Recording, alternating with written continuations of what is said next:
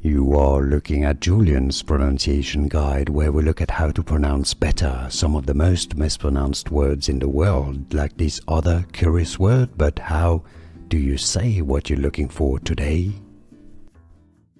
Let's learn how to pronounce this phrase from Hebrew.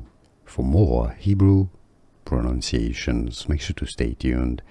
Meaning, I love you in Hebrew. How do you say I love you in Hebrew? Ani Ohev Otach. Ani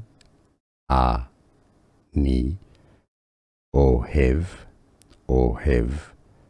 Otach. Ani Ohev Otach. Here are more videos on how to pronounce more confusing words and names too many mispronounced. Like this video if you found it useful. I appreciate your support. I'll see you soon and thanks for watching.